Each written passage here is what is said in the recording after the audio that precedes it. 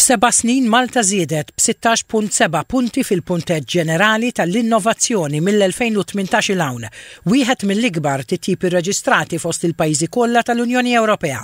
Mill-aħħar edizzjoni tal-European Innovation Scoreboard jirriżulta li s-sena l-oħra Malta rreġistrat ukoll żieda ta' 7.6 punti fuq bażi annwali, l-ogħla qabża fost l-istati membri kollha. B'dan ir-riżultat Malta tinsab fl-ewwel post tal-kategorija ta' innovaturi moderati.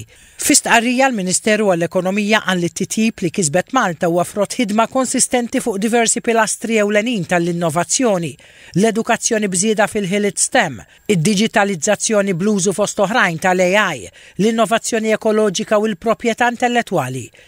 Intqal li dawn ix-xejriet huma konformi mal-Viżjoni Malta 2050 li tpoġġi r-reżiljenza, it-tmexxija diġitali u l-ħaddiema mħejjija għall-futur bħala prijoritajiet ewlenin.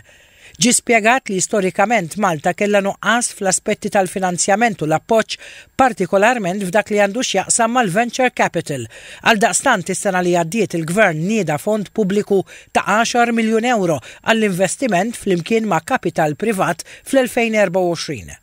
Din l-inizjattiva tingħaqad ma' ta' skemi oħra fosthom skema ta' finanzjament sa' 1.5 miljun euro mill-Malta Enterprise għall-startups.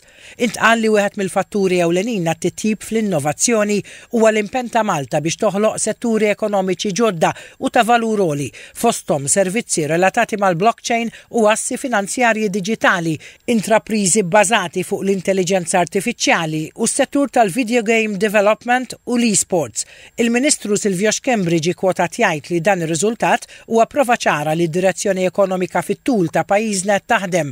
Huwa qal li l-Gvern se jkompli jibni fuq dan is-suċċess billi fost oħrajn jippromuovi lil Malta bħala punt ta' tluq għall-innovazzjoni fl-Unjoni Ewropea u fil-Mediterran u jintegra aktar l-innovazzjoni fl-ippjanar nazzjonali, ir-regolamentazzjoni u l-edukazzjoni.